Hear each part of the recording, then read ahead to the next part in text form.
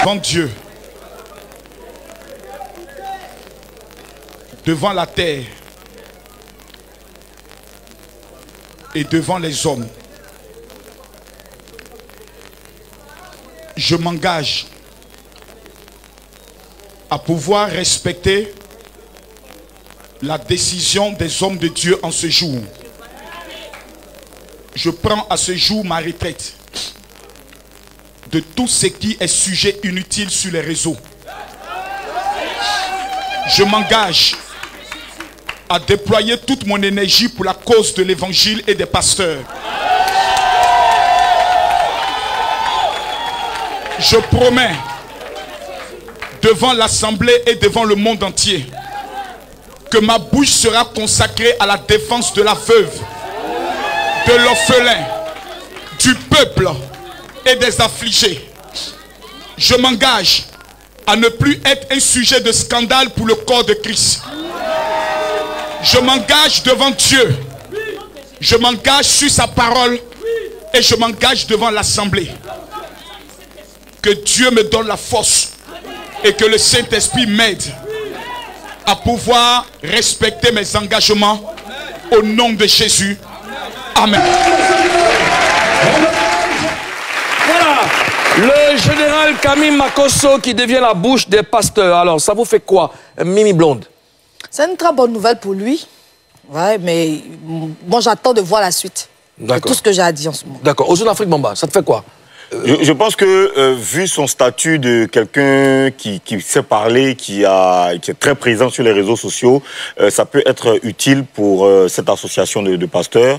Je ne sais pas s'il faut appeler association ou pas, hein, mais je dis ça comme ça. Ça peut être utile pour eux. Il peut être quelqu'un par qui ils peuvent passer pour passer leur message et même pour conquérir beaucoup plus d'âmes, puisqu'il est très présent sur les réseaux sociaux. On sait qu'aujourd'hui, les réseaux sociaux représentent une plateforme où on peut retrouver toutes les couches sociales, on peut retrouver des internautes de tout âge. Donc, il peut être très très utile pour ça. Ouais, tu l'as dit. Vu la fagonde qu'on lui reconnaît, c'est un avantage. La fagonde qu'on lui reconnaît, oui.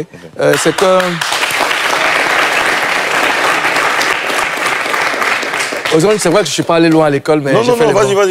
On est en train de parler de... D'accord. Donc je disais, vu la fagonde qu'on lui reconnaît, c'est un avantage pour les pasteurs, puisqu'il devient maintenant leur ambassadeur, leur porte-parole, et on sait qu'il a du relationnel, on sait que c'est quelqu'un qui impressionne par son parler et tout. Donc, c'est vraiment bien pour eux. Donc, c'est une bonne nouvelle. Alors, est-ce qu'on peut dire que Makosso parle désormais au nom de tous les pasteurs? Mimi Blonde. Chez les évangéliques, chaque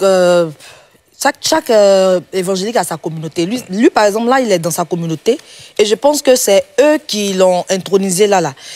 Et par exemple, chez les évangéliques, il y a les assemblées de Dieu, il y a les pentecôtistes, il y a plusieurs groupes. Je pense il y a pas plus de dénominations. Voilà, je ne pense pas que Makosso puisse parler au nom de tous ces pasteurs de ces communautés-là. D'accord. Aux Afrique Bamba, est-ce qu'on peut dire que Makosso, il parle au nom de tous les pasteurs? Évidemment que non, parce que on dit qu'il a été réélu. Moi, je me pose une question. Est-ce que quand on dit réélu, et quand il a été réélu... Réélu ou intronisé? Il a été réélu, c'est ce que j'ai vu dans les trucs sur les réseaux sociaux, dans les différents posts sur les réseaux sociaux. Si c'est vraiment le cas, quand on dit élection, on parle de démocratie. Ça veut dire qu'il y a des gens qui ne se sentent pas concernés forcément par sa position. Et ces personnes vont peut-être subir ou accepter plus tard. Maintenant, dans la congrégation, dans le milieu des pasteurs, il va être le porte-parole ou il va être la bouche de ceux qui sont dans son association. Ouais. Il ne va pas être la bouche de ceux qui sont hors de son association. Donc, il représente les gens, les pasteurs de son association. Ouais. Il représente une communauté, Mimi. Voilà. Oui. Alors, après son intronisation, Makosso a pris des engagements face à ceux qui l'ont installé. On regarde. Voici la Bible.